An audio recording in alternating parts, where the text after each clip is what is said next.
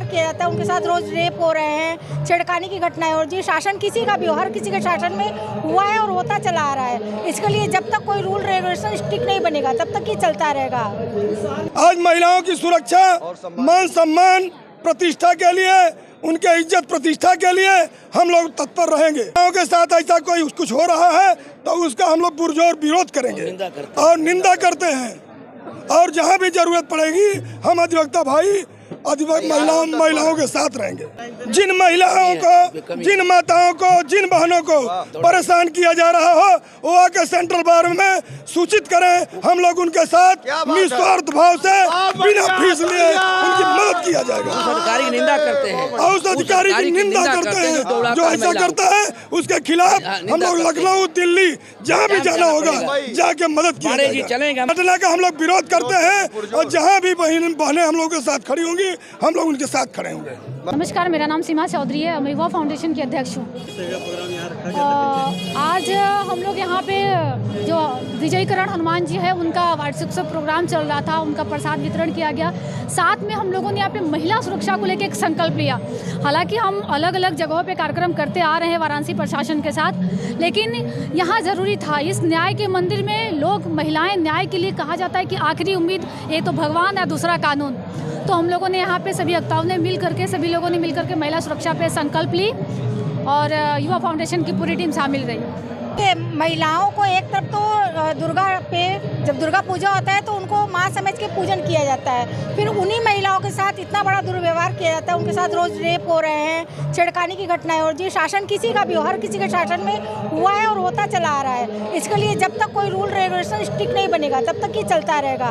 भाई साहब, ऐसा है कि ये घटनाएं तो होती रहती है, कुछ महिलाओं के भी इसमें कमियाँ हैं। अगर आपके साथ कुछ पहले में हो रहा है या कोई लड़का आपका पीछा कर रहा है या आपसे कोई अश्लील हरकतें कर रहा है तो पहले आपको इसको 112 नंबर है आपके पास, 100 नंबर डाले। अब तो हर सुविधा आपके पास उपलब्ध है, आप उस पर तुरंत करिए, नहीं तो आप घर के गार्जियंस को, पेरेंट्स को बताइए, वो एक्शन लेंगे। लेकिन महिलाएं संकोच के मारे कह नहीं पाती, उसका दुष्परिणाम ये होता है कि बाद में इतनी बड़ी घटना घटित होती है। हाँ, महिलाओं को आप इतनी मॉडर्न बन चुकी हैं, आजकल नेट का, साइबर का ज़माना है, तो आप क्यों नहीं सबसे अपनी बात को फॉलो करती हैं? आप फेसबुक पे जाइए, आप हम लोग के बीच आइए, हम लोग आपकी सुरक्षा के लिए यहाँ पे बैठे हुए हैं। अगर आपका पुलिस प्रशासन नहीं सुनता है तो हम लोग से आके कांटेक्ट करिए ना, हम लोग यहाँ किस लिए बने हैं। ऐसा है कि उसका तो हम लोग पूरा विरोध करते हैं, हमारा अधिवक्ता समाज पूरा उस महिला के साथ में है जिनके साथ ये घटना हुई है।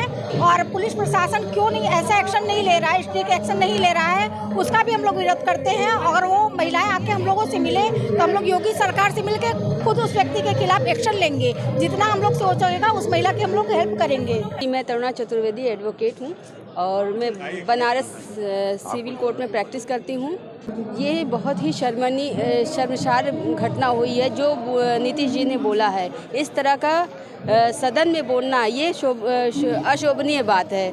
जिस तरह से पति पत्नी के रिश्ते को लेके एक बच्चे के साथ भी मतलब जिक्र नहीं कर सकते हैं और सारी चीज़ें हैं, और उनकी एक उम्र है, एक उम्र भी है और एक मुख्यमंत्री भी है, उनको इस तरह की घटना नहीं, इस तरह की बात नहीं बोलनी चाहिए।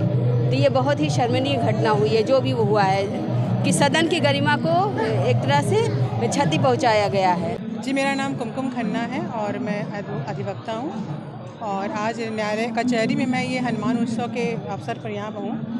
और मेरे बारे में मुझे इस बारे में कहना है कुछ शब्द कि महिला सशक्तिकरण और उनके विरुद्ध जो अपराध हो रहा है उसके बारे में मुझे जो कहना है, मैं ये कहना चाहती हूँ कि ये बात सच है कि हमारे प्रशासन की तरफ से महिलाओं के फेयर में बहुत सारी योजनाएं और प्रतिक्रियाएं दी जा रही हैं, उनका सपोर्ट में सारे प्रशासन आ रहा है, लेकिन इसके बाद भी महिलाओं के प्रति अपराध बढ़ते जा रहे हैं। तो इसका मुझे एकमात्र कारण ये लगता है कि हमारी जो बहुत ही लेंथी न्यायिक प्रणाली है, जिसकी वजह से जो सारे प्रोसेस होने के बाद, पूरा प्रशासन, सारी प्रक्रिया होने के बाद एक मुजरिम यहाँ तक आता है और फिर एक जो लंबी प्रक्रिया चलती है न्यायिक प्रणाली की, वो बच के निकल जाता है। इससे अपराधियों को बढ़ावा मिलता है और महिलाओं के प्रति जो अपराध है वो बढ़ते ही चले जा रहे हैं। और इसके अलावा अगर महिलाएं अपने लिए एक न्याय चाहती हैं तो उन्हें सबसे पहले स्वयं आगे आना पड़ेगा। ये नहीं कि अपने आप लिए एक लंबी लड़ाई लड़नी पड़ेगी ताकि चाहे जो भी हो जाए उन्हें न्याय मिल सके। और मैं सभी अपनी महिला बहनों को यही कहना चाहती हूँ कि अगर उनके साथ कोई अन्याय हुआ है तो अंत तक लड़े, अगर लड़ते रहेंगे तो जीत अवश्य मिलेगी। मैं गणेश पांडे, माननीय उच्च न्यायालय का अधिवक्ता हूँ। यहाँ आज मैं आया हुआ हूँ इस वाराणसी बार में, और जब आप अभी यह पूछ रहे थे कि महिलाओं की क्या स्थिति है, तो महिलाएं वास्तव में देखा जाए तो कभी कभी अपने से कमज़ोर होती हैं। लेकिन भारत की नारी के बारे में एक लाइन में स्पष्ट कर देना चाहता हूँ कि यह नारी यदि अपने आप पर आ जाए तो तख्त और ताज दुनिया की कुछ भी बदल सकती है। एक लाइन है कि भारत की यह नारी है, आग नहीं चिंगारी है।